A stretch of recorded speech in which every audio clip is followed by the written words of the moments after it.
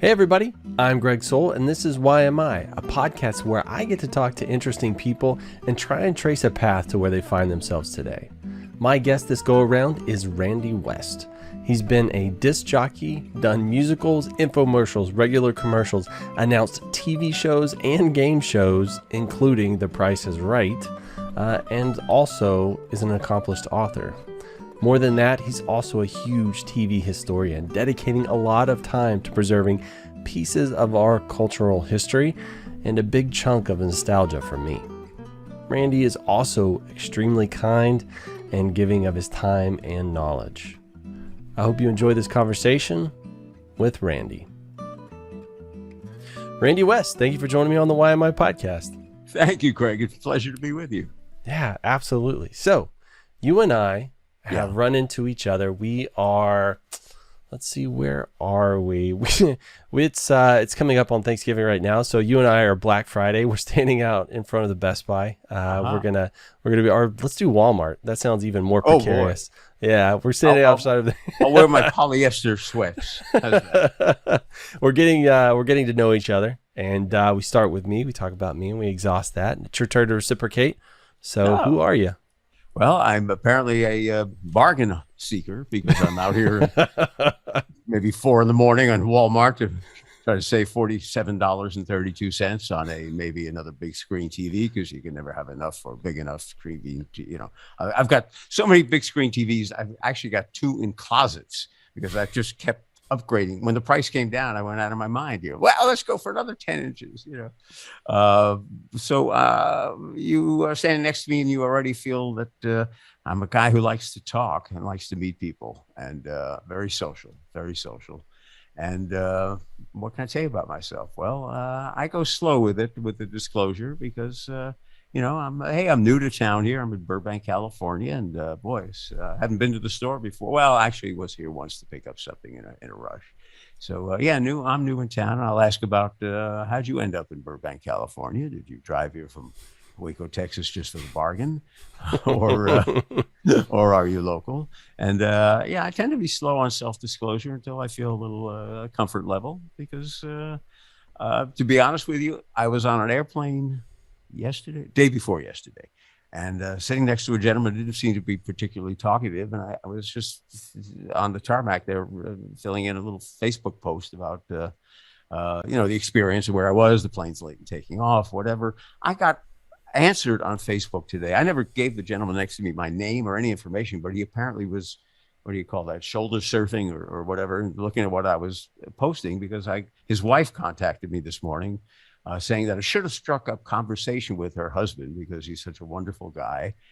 I'm like, hello, I never had anybody insert themselves into my life. And that we were on the tarmac so long that they served free vodka, a free drink if you wanted one. And I certainly took advantage of vodka and Mr. T's Bloody Mary mix.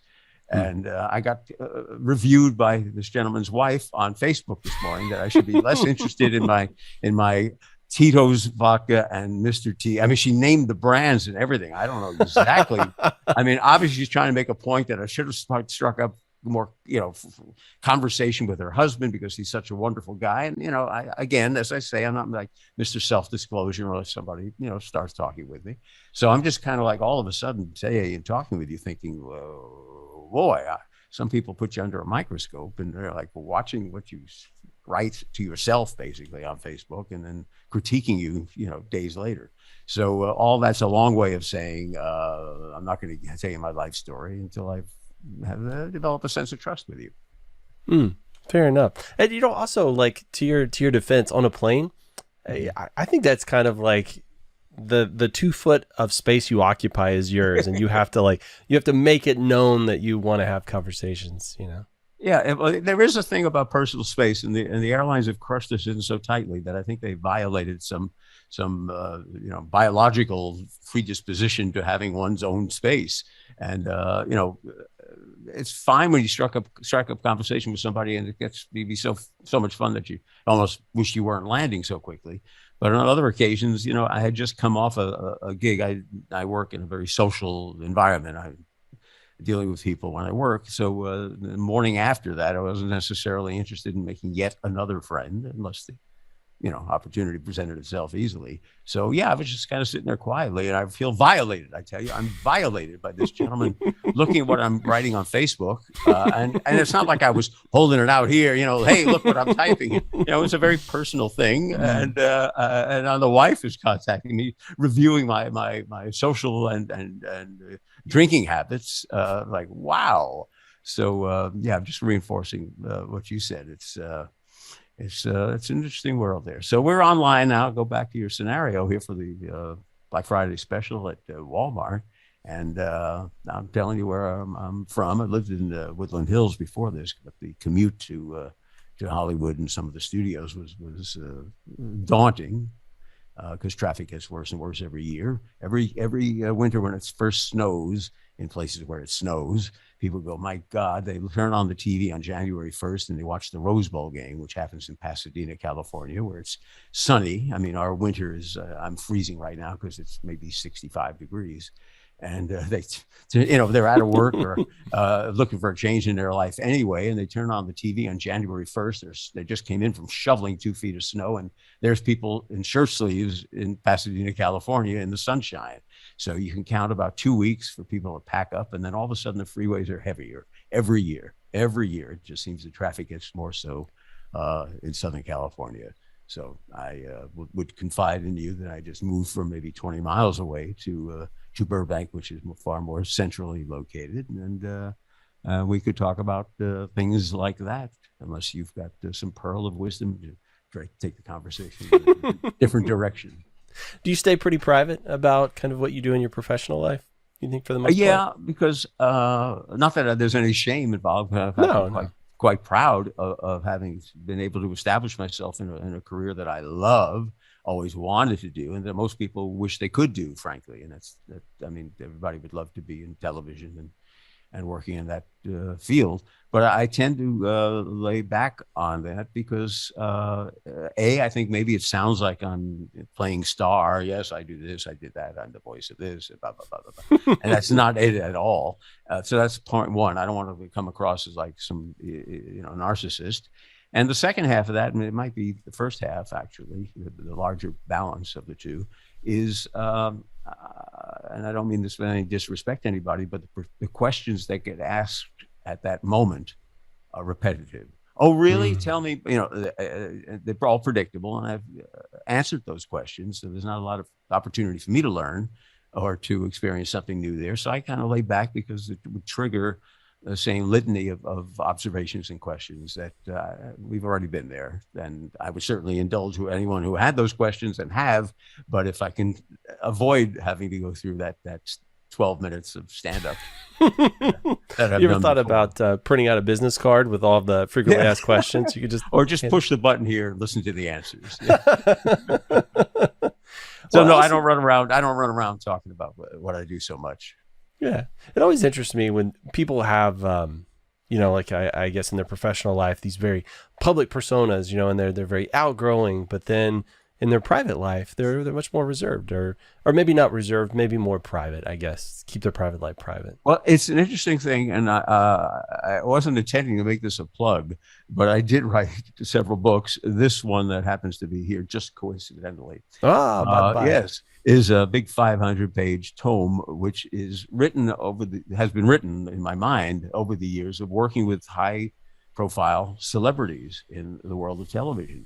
And you make mental notes about, wow, I always thought so-and-so would be like this, but in reality, they're like that. And some of the most convivial people, outgoing and bubbly personalities and charming, tend to be, as you put your finger right on it, withdrawn. Some are sullen, some are obnoxious, some are, if people knew who they really were, would not want to be so interested in watching or listening to them. So there's two kinds of people. There are the effervescent people who just bring what they are to the television screen. And there's maybe an equal or greater amount of people who turn the switch and make their performance. But when the light goes out, they're back to default setting, which is not necessarily somebody you'd want to spend a great deal of time with. And that's what this book is about, backstage stories of people who are searching for success in a competitive field who are, in some cases, even miserable. I'll go that far. Not to take us too far off of the Black Friday bargains at Walmart, which is where we were. Transport me to some other place, because obviously, if I'm there at 4 a.m., I don't want to be there anymore. Touche. The default setting for success is money and fame. I mean, just to cut it down to its bottom. Most people, if you could have tons of money, I mean, millions of dollars, and everyone knew you and all wanted to say hello to you, or tug on your sleeve, or would like to give you the table at the restaurant when other people are in line, or just, oh wow, it's nice to meet you. Oh wow. I mean, that would be the world to most people. Money and popularity. That's it. That's the default setting for success. I think we're all born. If I only had money, I'd be happy. If people respected me, life would be well. There are thousands of people. I've worked with dozens of them, over 100 of them, who have exactly that. They have everything most people think would make them happy, and they are far from happy. In fact, I'll say some of them are more miserable now, having gotten what they thought would make their life a charm. Okay. So, because once you are delivered with money and fame or whatever it is that you're looking for, and it doesn't improve your life, perhaps it even complicates your life. Now what do you do? And that's where you start reading about people and who are on drugs or alcohol, or are looking for extreme experiences. They're having sexual escapades. They're jumping out of airplanes, and I mean, looking for to heighten something that will make them feel more successful or more complete or more fulfilled. I guess fulfillment is probably the best word for that sentence. Something that will make me more happy. That's an even more base word. I've got money, I've got fame, and I'm miserable. What do I do now? And that's where people fall off the rails. What do I do now that's going to be extreme or different or change my life? And those things don't generally tend to be positive for you or the people you're associated with.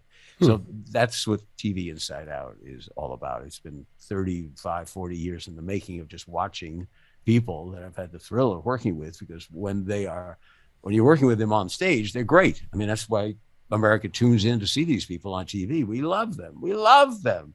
And being with them when they're on is great. But when the lights go off or the stage manager says, cut, oh boy, sometimes somebody else comes out of the woods. And that fascinates me as a sociological and psychological kind of thing. Wow, look at that. I mean, it's just, gee, I would never have expected that. And that was a psych major, and a minor, I should say.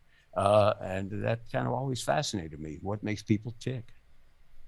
Yeah, that makes sense that you would, because I was thinking, anybody that does anything, they're driven for some reason or another. Some, like you said, is driven by money or seeking fame, but why would you collect all these stories unless it truly fascinated you? The juxtaposition of the performer versus, the person, I guess. And, it also made me think about, if money and fame equals success to somebody, once you attain it, like you said, how do you readjust? Because I've learned in life that everybody's got a measuring stick that they measure themselves by, right? Like I'm successful if I do these things or that thing. And what a lot of people don't realize is you're in control of the measuring stick, and you get to change what that is. And so if somebody's main goal is seeking money and success, and you get that, it's like, what do you think people would pivot to? I'm assuming you've seen some of those folks. Like, if you've attained that, now what? Because that's out of reach, I would say, for the vast majority of the human race. And then once you get that really almost unattainable thing, it's like, where do you go from here? That's it. That people tend to go off the rails. Because what else is there?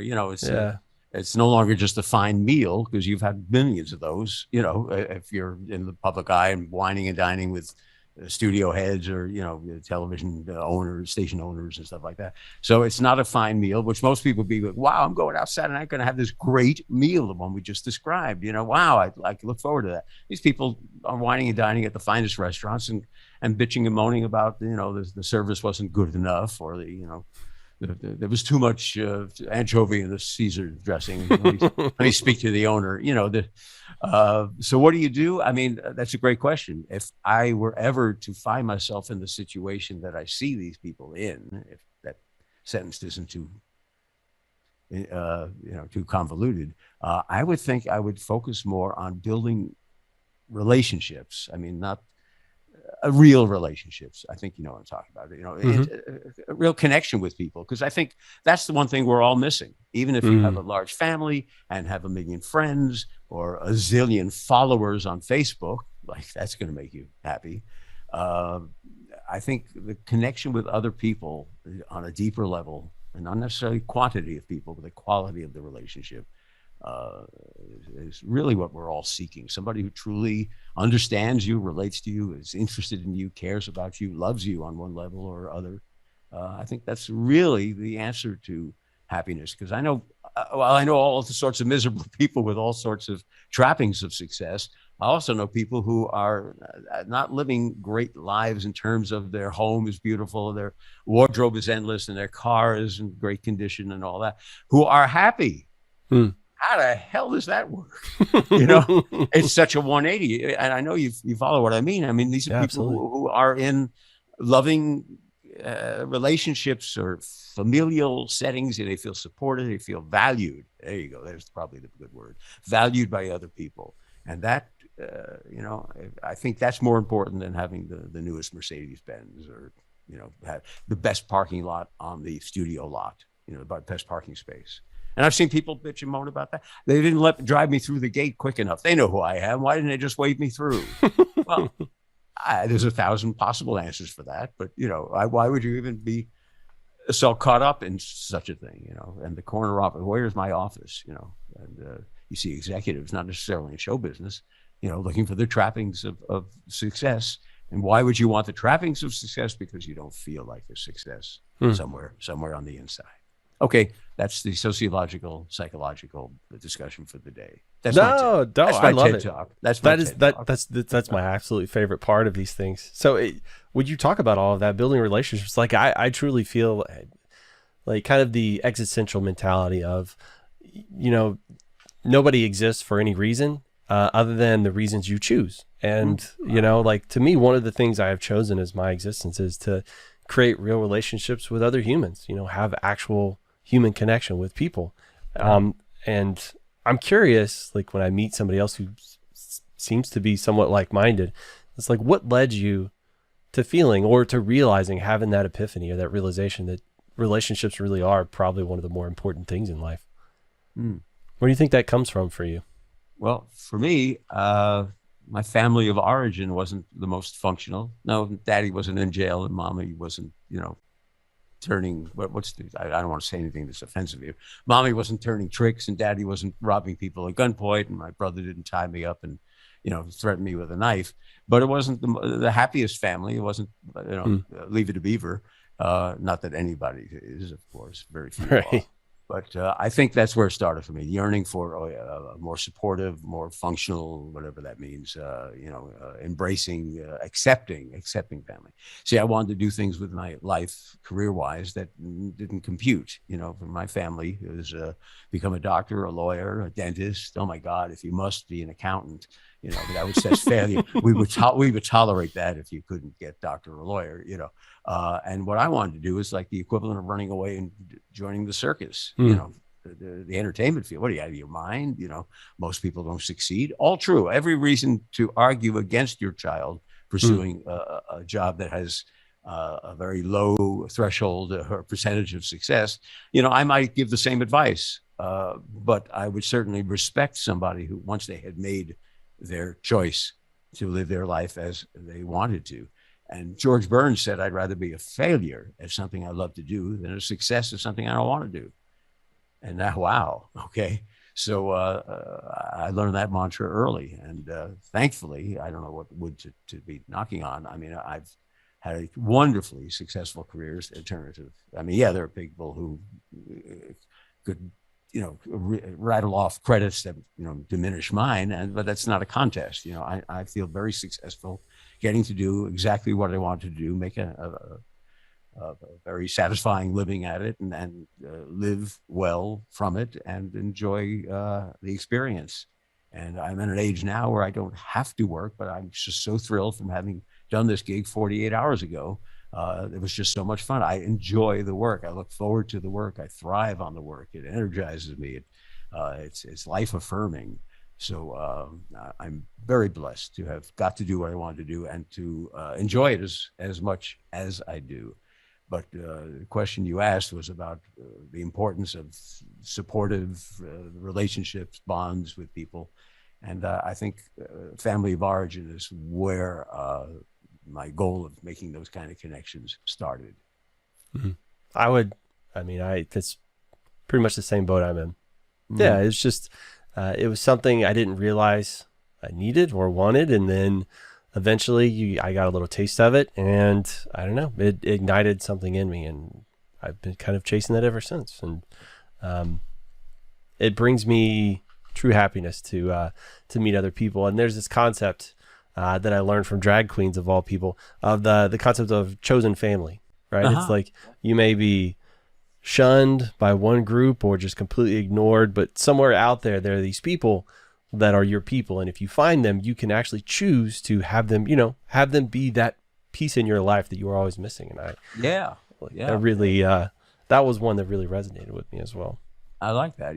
I'm constantly tempted in our discussion to want to turn the tables and start interviewing you, because I don't know as much about you as I think I would be interested in learning. But I know this is your dime, as they say.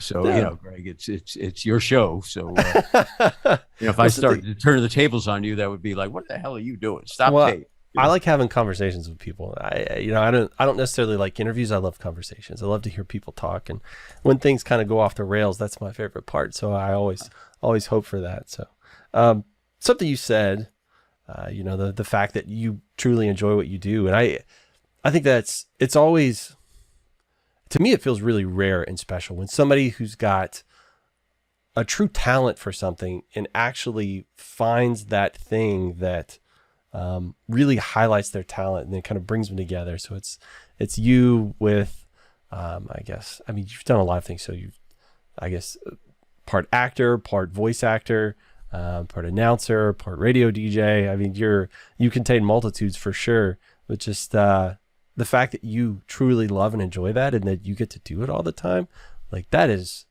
joyous. It's unbelievable. I'm so blessed. I'm so appreciative.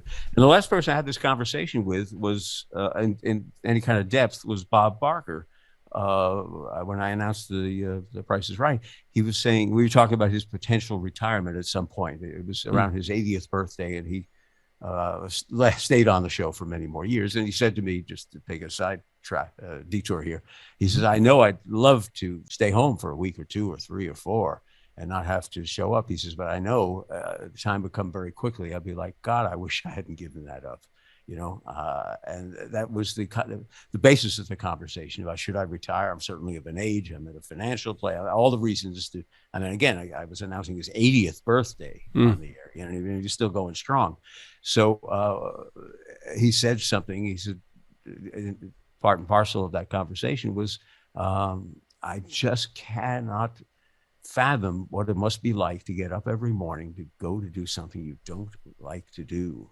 And Barker was so, again, appreciative of his opportunity to do what he always wanted to do, but had real empathy for those, which is the next step. Hey, I'm very, very happy with my life, but to really put himself the next step into somebody else's life, most people's lives. He and I agreed. I think most people, more than half, get up to go punch the clock. But getting up to do something you don't want to do. I remember not wanting to go to school, but I never really had a job for a period of time, length of time. I did in short hauls of doing sales to support myself in the early days of trying to, jumpstart a career. Oh my God, did I hate some of those experiences? I just, my blood just, boils, thinking, oh my God, did you actually sit there and do that? Oh God, I hated it. Hated going to work. So I forget exactly where my jumping off point was from the conversation with that, but Barker was one of the more recent people I've spent time talking about, really empathizing. Well, what must it be like to get out of bed every day? And these are heroes. I'm not saying these people are how miserable they are. To get out of bed every day because you've got a mortgage and kids to clothe and to put through school and the house and all the things that we all face, that these people are heroes to get up and do that every day, as opposed to I quit, I'm out of this. I'll live under the freeway if I have to. Those are heroes, people who get up and make the world turn. I can't think of many people who, in the jobs that you come across in our daily lives, waiters, chefs, you talk about restaurants, people who stock the grocery shelves at the market. I mean, menial jobs. I can't imagine finding a great deal of fulfillment in those, yet these are the heroes. Mail carriers, the UPS drivers. I mean, on and on and on. The list is endless. I can't see a great deal of creative fulfillment. Oh, the way I carried that box today was, it was really fantastic. These are the heroes though, who get out and make the world run, not just for their families and their house payments and their kids, but what would the infrastructure be? We'd have nothing unless there were people who are willing, capable, and able, and get out of bed every day to do what needs to be done. I've noticed in a lot of my life talking to folks, I guess blue collar, right? Mm-hmm. Guys that work Joe jobs, or, guys, gals, whatever you are in between. And I've noticed a lot of them are happy, and like they are maybe content. Maybe content is the word I'm looking for. Mm-hmm. And I've learned that it took me a little while to figure out that not everybody has these crazy voices in their head that pushes them and says, it's not good enough. It's not good enough. You need to go bigger. You need to do more and more. So there's some people that are just wired differently, where you always have to push, always have to be going. But then there are some people that truly are content. They just want to go, like you said, punch the clock, come home and watch the football game and drink a beer and then rinse and repeat. That is absolutely not me. To me, that sounds like purgatory, Right. But some people, that's their sweet spot, and how good wonderful for them. It's not for me, but not for me either, not even close. But these are the people who make the world go round. And I have neighbors who I'm thinking of in particular who, have those kinds of lives. Not to say they're lesser, perhaps they're more so, who just get up and do the business that's at hand, and they come home and they're with a loving family, and they feel like their life is complete, because I guess it's got to be the relationships that they have. It's certainly not the wealth in the bank or the car they're driving, all these other trappings. So it must be the people in their lives that they are either born into or have associated with over time that give them a sense of value and value. I'll leave it at that. Yeah, I've worked plenty of jobs that were miserable, quite literally miserable. Come on, bring it on. I'll match you one for one. Wait, no, stuff like you'd wake up and then you'd feel sick to your stomach thinking you had to go to work, or I just, like, for 17 years I was on call 24/7, and if my cell phone rang, instantly sick because something was on fire. I had nobody else to call. It was just me, right? So it's like scenarios like that. But I feel like that is important. I think everybody should maybe not go that far down the rabbit hole, but get a taste of it to develop some perspective, right? Yeah. So that when you actually do get to some place like you are, like I feel like I am now, where you can really step back and see what great really can be compared to what not so great really is. I mean, it really helps you appreciate things. Very definitely, completely, yeah. There's a lot to be grateful for, and even if the world doesn't see your life as one that they want to be in, I see those people as the heroes. Yeah, for sure. Well, we started this diatribe from your book. And then the line at Black Friday, is that where you're going? Yeah, no, from your book. And I was curious, like, what made you? Well, let's start. This isn't your first book. Your first book was about Johnny Olson, and I believe that was one of your mentors, correct? Very much so. I was a kid, 14, 15, 16, loved the people I heard on the radio and saw on TV. I mean, I'll go way back. When I was, I think, maybe 3 years old, NBC used to rerun periodically the Peter Pan special that had been done before videotape. They had captured it on kinescope, and he used to rerun it. I don't know if it was every year or not, but as an infant, I remember one of my first memories of all time is watching Peter Pan on TV. And then when the show ended, I climbed up on the sofa and jumped off because I wanted to fly like Peter Pan. I'm flying, look at me in the air. And I, of course, fell flat on my face and started to cry. And then, as I look back on it, TV was that important to me. Okay, it was an alternate reality. I so much wanted to be in it. I'm going to get choked up and cry. I wanted to be in that box. The people who were always happy in that box. You know, you Right. turn on TV, unless you're watching soap operas, which kids don't, you know. Everybody's singing and dancing and smiling and telling jokes, and there's laughter galore. You know, I wanted to be in that world. So the minute I could knew where that world was, which was 30 Rockefeller Plaza in Manhattan, and I grew up in the Bronx, a short subway ride away. I used to cut classes and go down and watch shows tape at NBC. And New Yorkers would pile into after standing on line for an hour, pile into a television studio. If it's winter, they got coats and umbrellas, and it's just a New York attitude. Come on, hey, you're sitting on my coat, you know, or whatever. And finally, when they're just like the misery is in the air, people are, come on, when's this thing going to start? I'm just standing in line. Out comes this guy who goes, oh, how's everybody today? And he comes bounding out from the aisle, running up and down the aisles, handing out dollar bills, kissing women on the cheek. And in literally seconds, he turned these people 180. You know, suddenly we're all laughing together and having a great time. His name was Johnny Olson. He was the announcer he'd first been a host in the earliest days of television.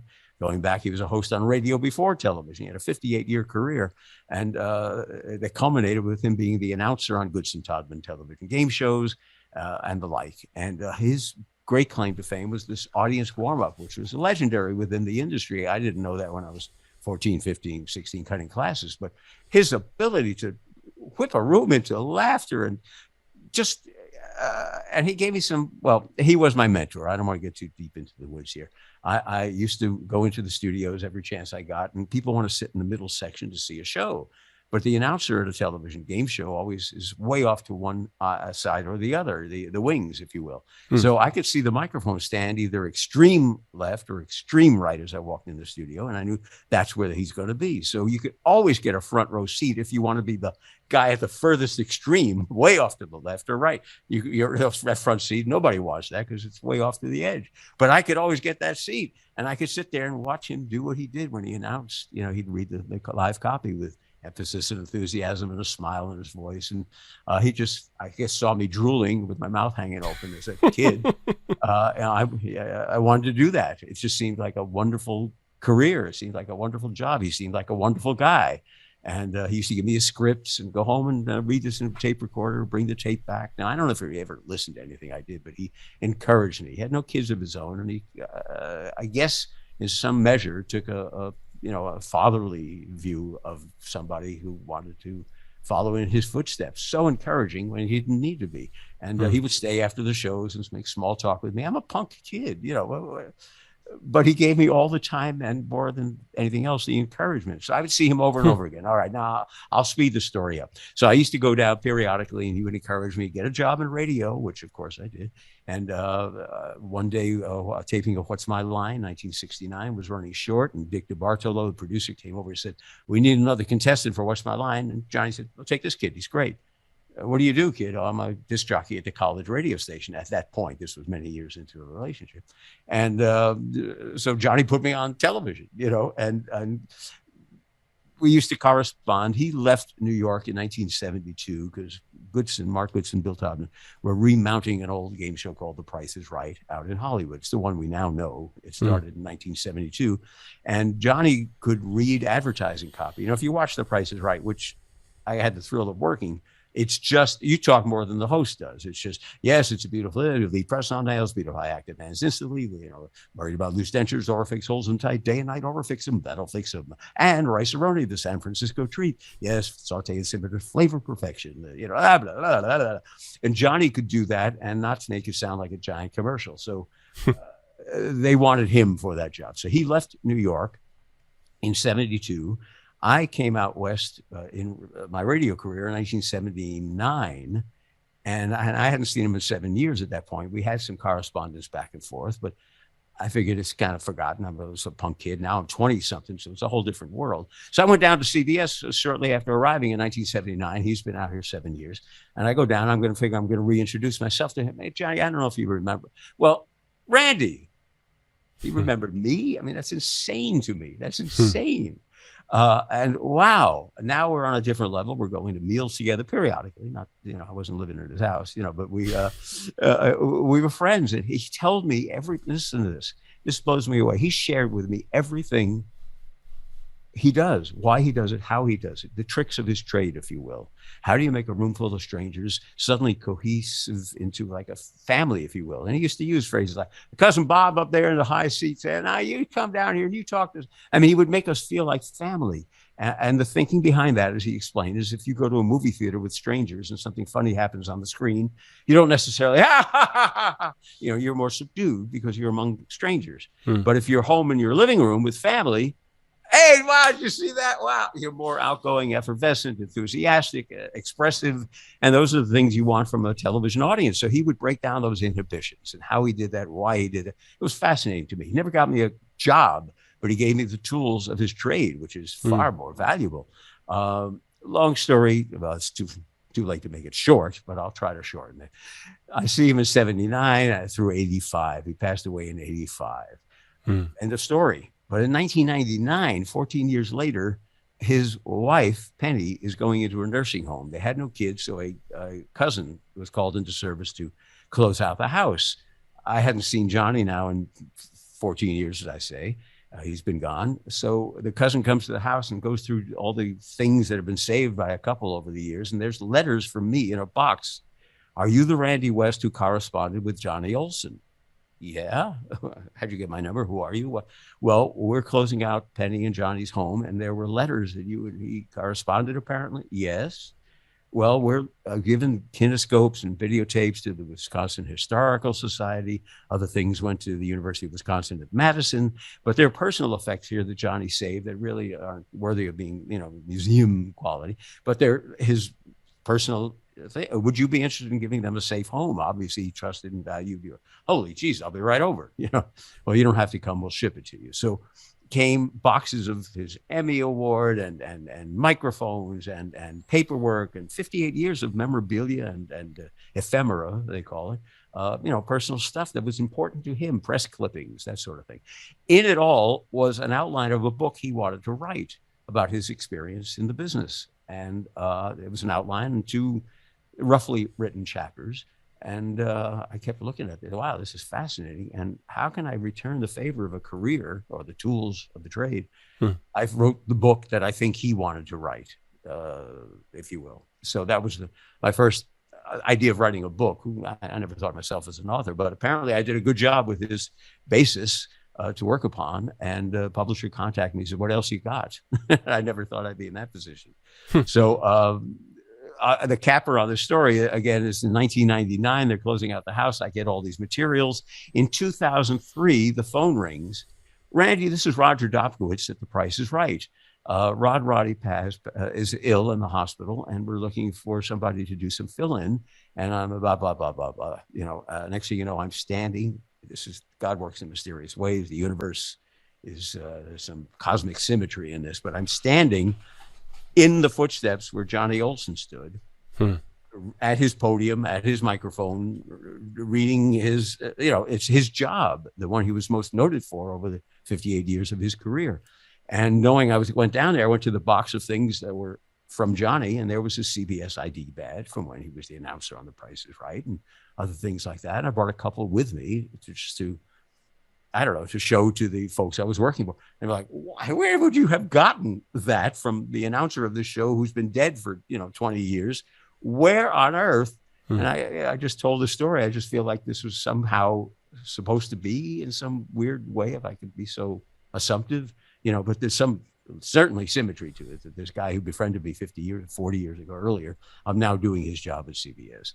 Blows me away. So that was the idea behind writing a book. I wanted to give him greater immortality, if you will, keep his name alive. And for anyone who really cared or was interested, a place to find out about his life, all the way back to where his grandparents came from. I mean, he wrote all this stuff about the shipping in Norway and all the background information. And it's all in there. So there's at least a place to look about what was this guy and who was he. And that led to me being on television sets. What he gave me, the gift he gave me a career and brought me to where I am now, which is a very enviable position, and spurred me on as an author to write this book next. That's awesome. I think you asked a question somewhere in there. Yeah, absolutely. I think that's such a special interaction. So a kid who never really necessarily had kind of that sense of belonging feeling. And then when somebody sees something in you that maybe you don't even see in yourself, like to me, that's transformative. But then not only that, to kind of foster that, to encourage that. And something I think particularly special, or sometimes like really, I guess, really life-changing for some people, is you're always looked at as a child. And at some point, somebody will eventually see you as an adult, right? They'll see that transition happen. And when somebody does that, because it sounds like you became, I mean, you said friend, but also it sounds like you became a colleague, right? You became a peer of his, and to see that transition, or have somebody see that transition in you, is, I think, so special. Well, to consider ourselves a peer or colleague is beyond what I can wear with comfort. That just seems like it's so over. I can't imagine. I mean, my respect for this gentleman and those who worked with him is extreme. So I'll just say that someone who followed in his footsteps. But you're right. That moment when somebody looks at you, your parents look at you as a kid even when you're 40, you know. Yeah. Make sure you put on a winter coat. Yes, Mama. They're 3,000 miles away. You know, it's just, well, be careful. Okay. So some parents will see kids as kids forever. But you're right. There's a moment when, and teachers, you know, most of the time that you interact as a child with people, those people will generally see you as a child. But you're right. The first time somebody looks at you and sees a small adult is transformative. Absolutely. And maybe that was among the gifts that he gave me. You could actually do this. You know, you can have a career doing this. Here's what you do, and then do this, and then do that. Wow. As opposed to sit down, shut up, and do your homework, you know. Do you feel kind of a bit of a weight, a bit of a gravity to kind of carry that legacy on? Oh, yes. The gift that I was given by Johnny is immeasurable. And those who express interest, I'm there all the time for anybody who just wants encouragement. If that's the best I can offer, you know, I'm happy to do that. And some people send me, you know, tapes of their or ideas about what they want to do to get themselves further in the business. And I'm all ears and will offer whatever advice I can. Very definitely. Everyone could benefit so greatly by somebody who is willing to serve as a mentor to whatever extent they can. Because people coming up in a business, I don't care what it is you're doing. I mean, you don't know about it until you watch it, see it. The chance to, I mean, if you want to bake bread for a living, you know, you really ought to talk to a baker. What is that life like? And how do you know how much yeast is enough? You know, I guess you could go to school, a culinary institute or whatever, and learn those things. But how much better to get it off the, you know, from the hands that were doing that work, someone who was actually in the trenches. You know, you could take people ask me, should I get into a college communications degree? Well, yes, it's great to have a college degree because that suggests that you have discipline and you know, all those character traits. But as far as learning the craft of being a broadcaster, there's nothing going to happen in those 5 years you can't do in 6 months to a year in the trenches, you know, learning by experience. Yeah. And I've noticed too before, so traditionally I would never ask anybody for help. I can figure this out. I can do this. It wasn't until I got older that I actually came to my senses and realized, I guess for me, like I could talk to somebody who has the wisdom, has the experience, and they can convey multiple years of hard-learned lessons in the span of a day, you know, and you just have to take the time to be present, to actually listen, try not to talk too much. That was, you know, like insert what you think things should be and things like, you know, just actually like take it in and absorb it. And the fact that you're so willing to give that back. I mean, it seems like it was really fundamental kind of in your development, that mentor relationship. And I think it's awesome that you're trying to reciprocate that and continue that forward. It's the only thing I could possibly think of doing. I can't imagine denying somebody the opportunity that was given to me. But even on a larger sense, you know, why aren't people, in my father's day, they called it apprenticeships. You know, you would be on the job. I guess now it's interning. Okay. But, you know, there should be so much more, or could be. I'm not running the world. I shouldn't be saying what should be, but wouldn't it be, I am running the world, at least for the next 10 minutes. Okay. Listen, people, if you have a job that other people want to do, take them under your wing. It doesn't mean you have to spend the rest of your life teaching them, but let them come see you, shadow you, I guess is the term they use now, you know, and come and see what life is like. Let them learn, give them a pearl of wisdom from your experience. It costs nothing. And in fact, it's quite complimentary of you. If somebody thinks that you do what it is you do so well that they want to watch you and learn from you, well, that's a positive. That would be accessible. I can't imagine that even in college programs where, colleges tend to be, academia, we teach the theory behind the things, but at the same time, you could bring, my experience, I do speak at colleges, and I don't know why there isn't more of that. Bring in somebody to speak to a group of people who want to pursue whatever it is that you're doing. Yes, teach all the academia of it, the theory and all, but it's when it comes right down to it, what's that life like, and how do you do that, and how do you get into it, and how do you get better at it? Those are missing links, I think, at a lot of colleges and universities, where they're training people for a life in a field where it's not a complete training unless you actually show some firsthand what's that really like, as opposed to something in a textbook. Yeah, I had a very interesting conversation about 2 weeks ago. I enjoy teaching, and there's a local university here, and I have the great blessing, I guess, is a word you've used so far, to be able to go out there and help with some different programs and stuff like that. And I have some online education stuff, and then part of their curriculum is actually they get assigned some of my stuff. To me, it's really cool. And so I asked about, the adjunct professor thing. I have a day job. I do have some time in between, and I don't know, there's just something about a room full of young adults that actually want to be there and are truly interested and learning this thing to transfer that information. It feels amazing. It makes me feel young too, to be surrounded by those young people. Very much so. They told me unless you have a master's or a doctorate, it's not really going to happen. They said really it breaks down to we're in the business of selling people these pieces of paper, and so you kind of have to have the piece of paper. But also, I've noticed a lot of the people that, like, I've got over 20 years experience in the industry I'm in, and a lot of the people teaching, in the field at that university have little to no experience, and so it's like at some point I feel like you should make a compromise as far as that stuff goes. When I was in college, I asked about, why isn't there more hands-on preparation for the work that we're looking to do here, in addition to all the background in academia, I keep calling it, but I like that word today. And they say, oh, that's for trade schools. I'm like, excuse me?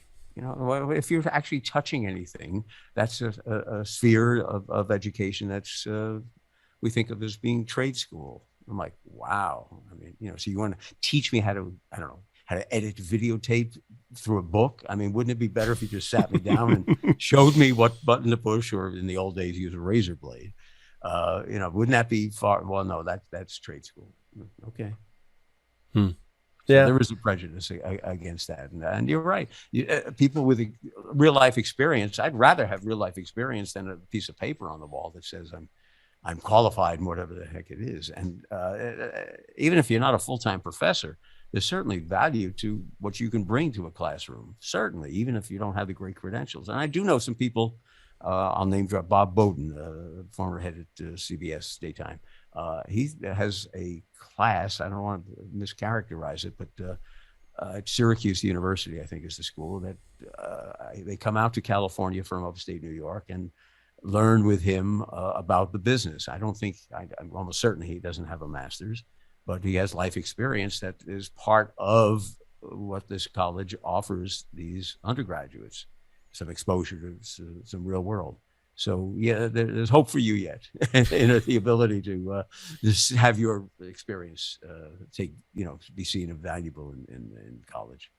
Yeah, I don't know. I just I feel like it's fallen out of fashion, maybe, like kind of the apprenticeship thing. I know it still exists in some trades, like electricians, right? They do kind of apprenticeship, and I've seen some people in like plumbing do that as well, but it seems like the rest of life is just doesn't really exist. So I don't really find people seeking that out. I have mentored a handful of people, and I'm mentoring some people right now. But I don't know. It's just I really wish that opportunity was available to me when I first got in there. Of course, I don't think I was in the headspace to listen to anybody else because I was such a knucklehead back then. But maybe if the opportunity was there, I would have bit for the right person. I don't know.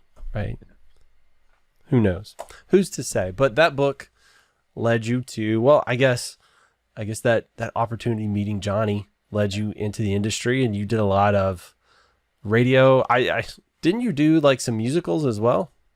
Yeah, the joke is, I'm not an actor, and I have several performances to prove it. But I was cast. For example, I was working on the CBS sitcom The Nanny, and a former singer dancer of short stature was a stand-in for one of the children on the show. Just because they sort of matched size, and but he had a great theatrical background. And he said, "We're casting the Mikado, the Gilbert and Sullivan musical, and you'd be great in the role of Pooh Bah, the guy, the supercilious pontificatory grand master of all things." And I said, I "Well, could see that. I'm not an actor, I said, "Well, no, really, you have a natural affinity. Can you sing?" I said, "I sing karaoke. I don't have a trained voice." He said, "Well, come with me, and we're going to meet the director." So he took me hand in hand to meet this director. And of course, he said, "Do you sing? What do you sing?" I said, "Well, I left my heart in San Francisco." He said, "Well, his heart just dropped," because he says, "No, this is theatrical. You sing Broadway show tunes or light opera when you're auditioning for this kind of work." I said, "I don't know any. I'm sorry, I don't know any." "All right, we'll sing it. I left my heart," which is loungy as opposed to. But he saw in me the ability to carry a tune and be expressive in the lyrics, et cetera, et cetera. So I had the building blocks. So long story short, I got cast in a national tour of the Mikado, working with people who are actual actors who have trained and studied and worked. And that was magnificent experience, because just by doing, I learned so much. And I did that with a few other shows as well. But I'll give you a funny story. So I am not an actor, and everybody in the place knows it. I made it very clear. I'm struggling to memorize these lines. I'm struggling to get the right, the meaning behind them, to express them properly. And stage movement, my God, when you have to block a scene, you go here, this goes there, the second, okay, great. All this is in my head. I'm like, I'll never get this. I'll never get this. So I'm really working hard, and everybody's being very, very accommodating and supportive. And except one of the guys who I thought was my best friend, he played Nanky Poo in the show. And my first scene is on stage, he and I alone. And he's been at every rehearsal, he's been standing here, and I've been standing here, and we have this correspondence. And then on such a line, a particular moment, he goes over here and I go over here. Okay, that's what I learned. It's like I'm ready to do it mechanically in my mind. It's robotic as opposed to organic, which it would be if I were truly an actor. So we get on stage, first real performance. No longer rehearsing, there's an actual audience there. I'm here, he's here, and suddenly he walks over here at a time when he's not supposed to walk. I'm like, and I remember to this day going, holy, what do I do now? And I don't know why, but it doesn't seem right to have two people on the same side of the stage talking to each other. I don't know why, that just seemed wrong, because we were here a moment ago. Now he's here. So I went over here because it just seemed like the thing to do. I don't know why. It turned out to be the right thing to do, but I didn't know that. So I went, it became a chess game. So then he went up here, and then I walked over to here. And he's just, when we got through with that thing and walked off stage, I said, I used words I won't share with you now. I'm dying here. What the are you trying to do to me? I'm trying to make you an actor. Like, wow.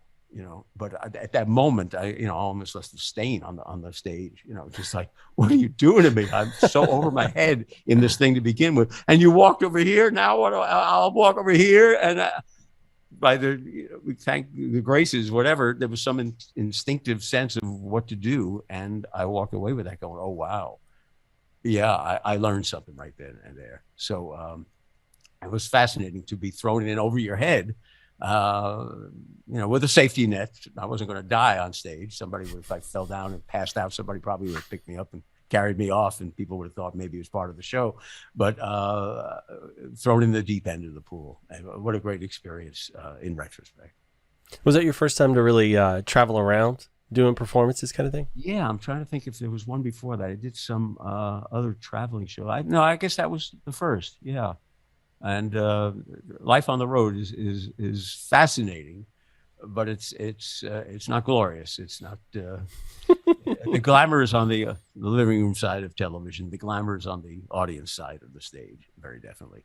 But I enjoyed it and did other traveling shows. When I was on stage at The Price is Right, a gentleman came up to me from the audience who said, "Hi, I work with Fremantle. And he introduced himself. We're starting a live version of The Price is Right that's going to travel around the country to large arenas. And would you be interested in doing that work?" Now, the first rule of of television, of show business, is never say no. Can you ride a horse? Yes. Can you do open heart surgery? Yes. Do you want to do on a show? Yes, I want to be in that show.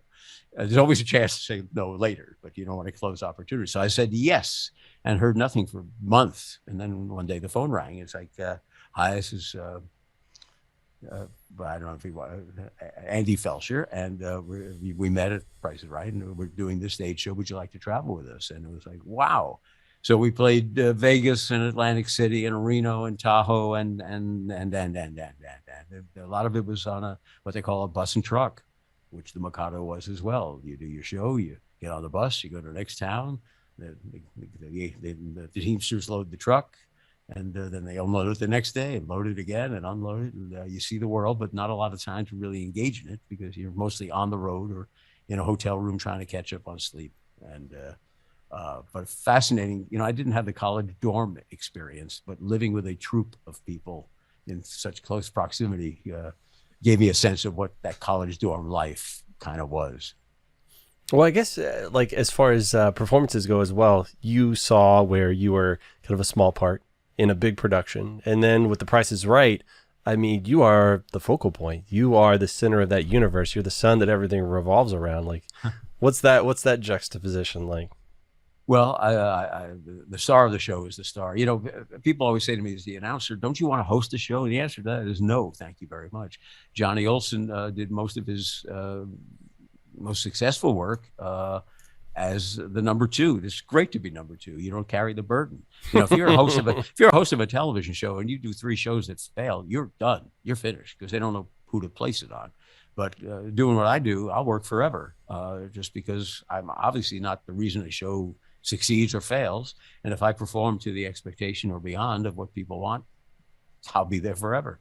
So I disagree with the idea that I'm the center of the focus, but at the top of the show, the announcer does the audience warm up. So there's 20 minutes where I am the focus of the show, but most of that isn't about me. I'm not singing and dancing. La, I'm, that was for the drag queen comment you made. Yeah, absolutely.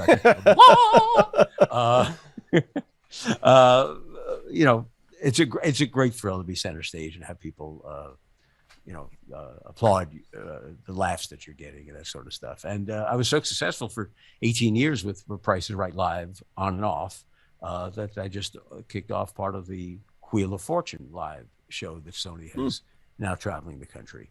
And great, if you love these shows, which most Americans do, the primetime, the syndicated nighttime Wheel of Fortune is now in its 40th season. The Price is Right in its 50-something season. Some people never know life on the planet without these shows on their television. They're so beloved. And people tell me, "Oh, I used to watch this show with my grandmother." There's beyond just the show itself, it carries such emotional impact for a lot of people. And it's a thrill. It's an honor to be representing, to be, part of the legacy of hit television shows like that. So I thoroughly enjoy that.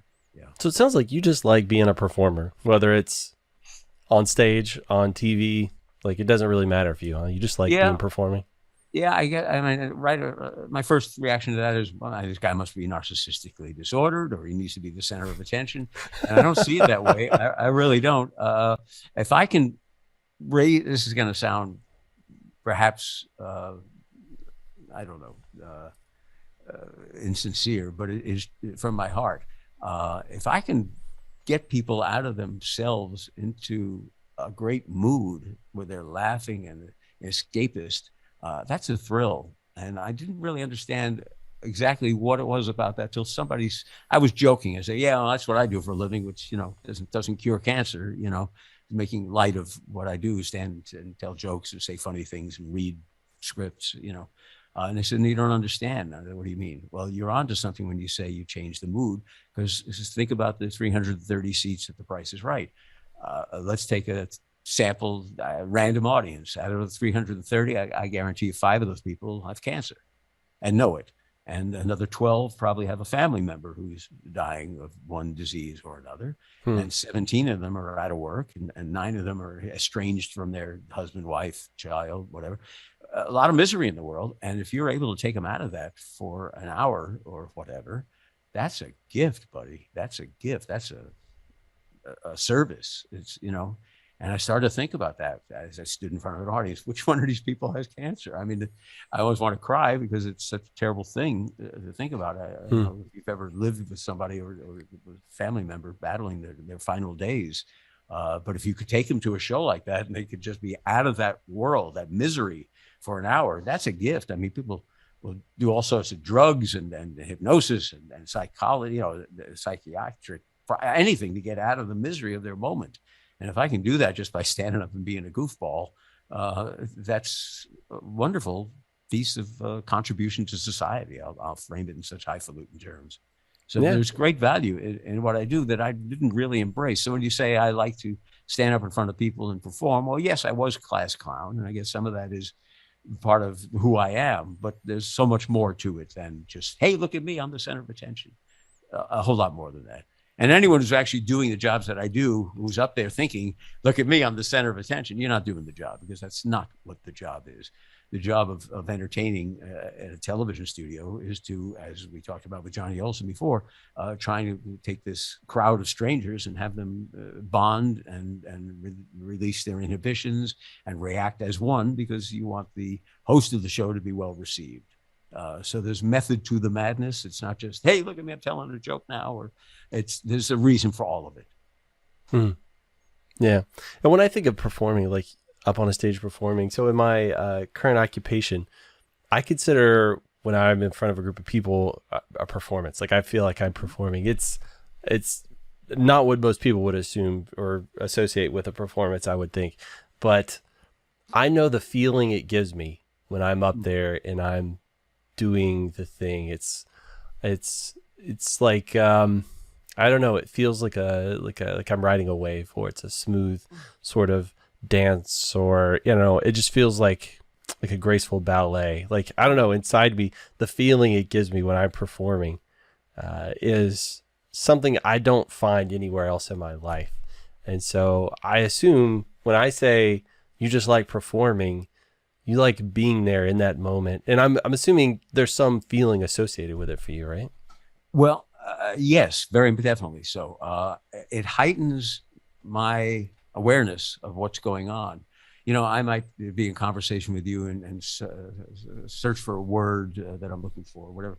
But there's something about being on with that adrenaline rush that I feel I'm omnipotent. I'm able to perform at a level. I don't mean performance just in a show business sense. Perform, behave, to be snapping on all cylinders. I'm at a level that I'm not normally in regular life. There's an adrenaline rush that I'm sure is part of that, and it just quickens your wits. And I like being in that zone. Okay, it's a heightened awareness. Somebody over here is reacting, and someone over here out of my peripheral vision is not. I mean, I can see the whole room, and I'm hyper aware of things. And that condition, that I don't know, that rush, for lack of a better term, is fascinating to me. It's like surfing was the word you used before. It's like I'm in the zone, man, and it's a great feeling that you can't get anywhere else. And I love that. I feel very. Actually, I hate to use words like powerful, because it sounds like it's an ego thing, but I feel powerful within myself. I'm clicking on all cylinders. I'm not powerful over you.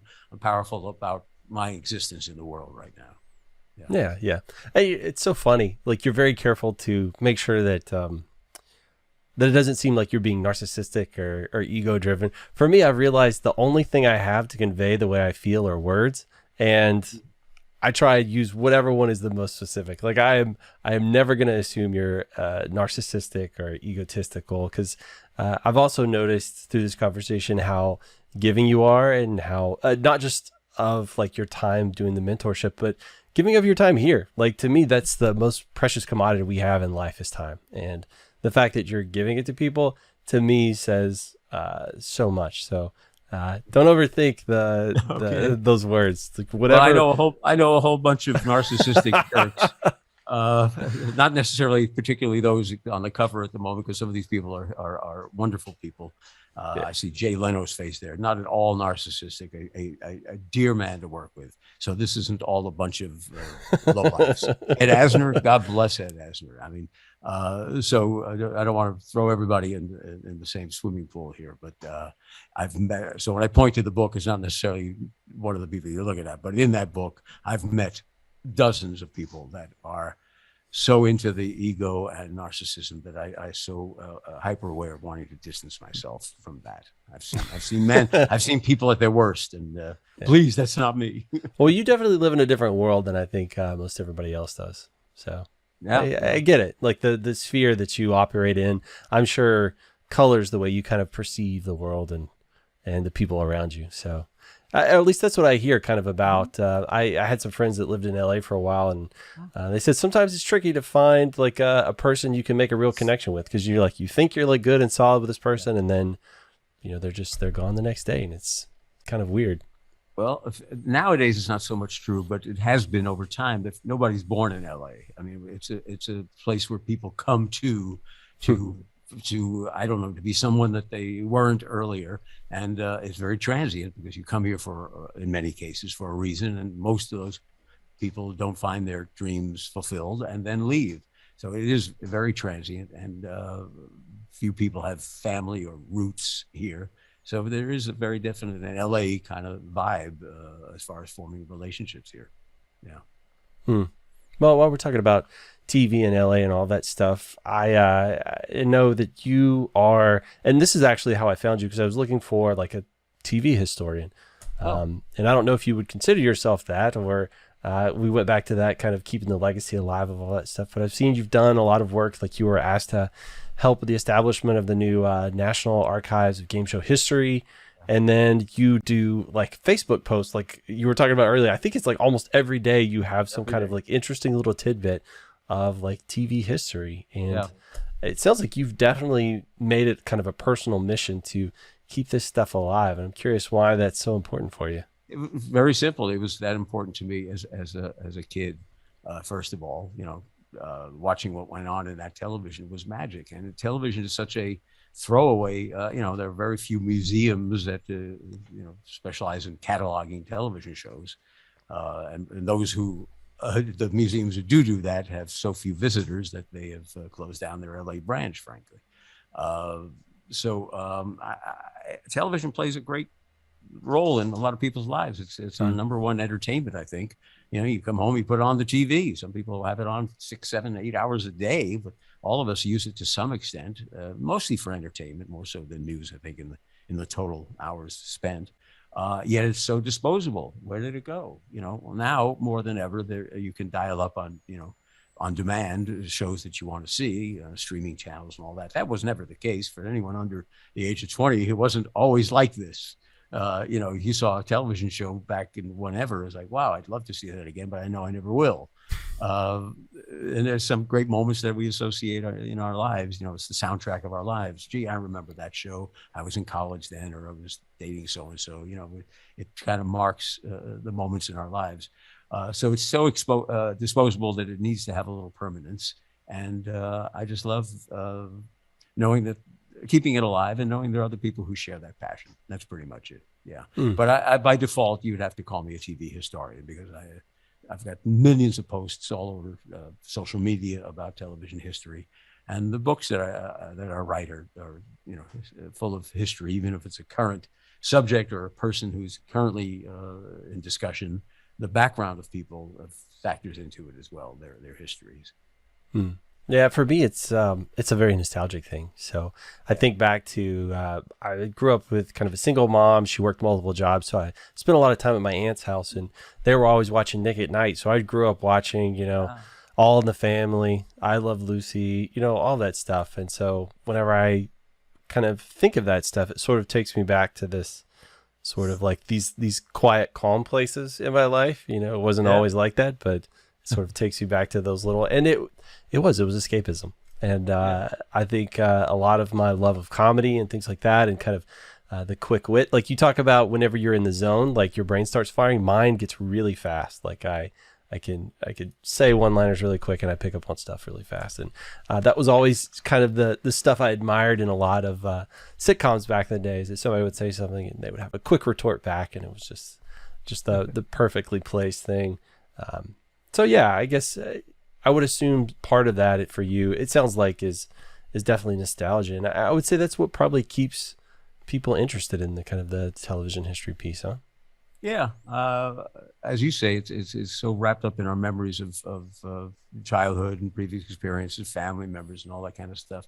But as an industry, also, you know, they throw away a television show wraps. A lot of people can't grasp this idea, and when a television show is finished, everything goes in the trash.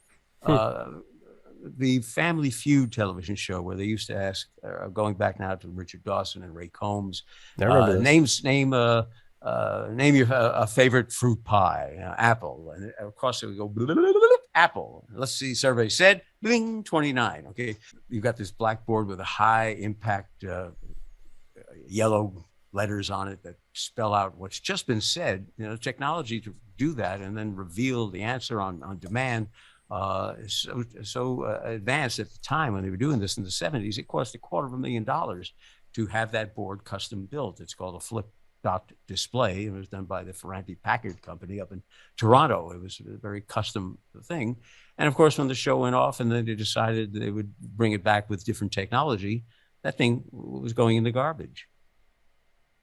Wait a minute. That's been center stage. That's been center stage from 1976 through into the 90s. And it's just going to throw, well, yeah, it's obsolete, and we don't store things. You know, the set from I Love Lucy has been long trashed. I mean, there are recreations of it in Jamestown, New York now, et cetera, at museums and stuff. But the original it all gets thrown away. I saved that board along with other things, and now have given it to the museum that is operating the archives of television game show history. So it will exist in further perpetuity, and they're fixing it up so that it can actually play the game with people who come to visit. Oh, that's awesome. Which would be fun. You know, but all this stuff just goes bye-bye. And, you know, it seems kind of sad because, it's more than hardware. It's more than just hardware.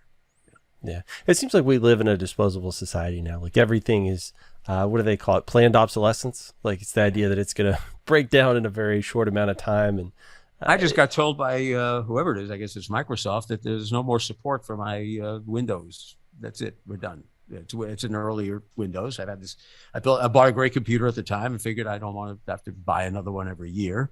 But apparently I'm in the minority because they're not even going to support it anymore. Wait a minute. You know, it's still working fine. I'm talking to you on it, you know, but I have to throw it away because they won't update or, you know, protect or whatever is going to go haywire with it shortly. Yeah. Yeah. So yeah, I love when I see spaces, especially like I think I'm a big fan of architecture. When I see like older architectural buildings kind of maintaining that original feel, but then they can change some of the inners and kind of revitalize them, bring it back to life. Like to me, I love marrying kind of the old with the new to make something that will last. I really we knock enjoy down that. buildings like crazy. It's so sad. I just came back from Augusta, Georgia, and the whole downtown is like, you know, 100-year-old buildings, and it's very cool. I don't know what they've done on the insides of them, but it's just lovely to see, you know, some architecture as opposed to the big glass box or whatever. Yeah, I worked in an old downtown, kind of in a previous life, and we had an old bank building from I think it was the 1890s, and they upgraded the interior to be a data center full of servers. So just, I mean, I can't think of a more marrying of kind of old architecture with brand new technology. It was a really fun environment to be in. A lot of exposed brick and high ceilings. I don't know. I feel more creative in those spaces. Yeah. Yeah, it's we're all jammed in. Going back to the airline conversation of earlier, we're all crammed in. If you work in an office, cubicles, all this kind of stuff. It's just wonderful to have some air. Wow, even if it's above your head, it's just high ceilings. It's some breathing room. I think it really does impact you psychologically. Whether you're hemmed in or feel constrained or not. Hard to be creative and free thinking if you're sitting like this, in a way. For sure. I'll tell you what, Randy, I have occupied way too much of your time. And right here towards the end, I usually like to say, is there any specific thing you would like to plug? Obviously your books or any social medias or anything else. Do you have anything coming up that you'd like people, or any specific ways you'd like people to interact with you on the internet? How would you have them do that?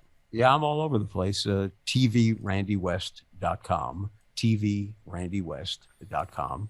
Send me an email, send me a picture, ask me a question, or tell me what you're doing. It's all good. I'm fully accessible. And you've already been very generous with my ability to plug the book. So that's also at TVRandyWest.com and every place else that's online and selling books. But buy it from me and I can inscribe it to you if you're interested in what goes on behind the scenes. There you go.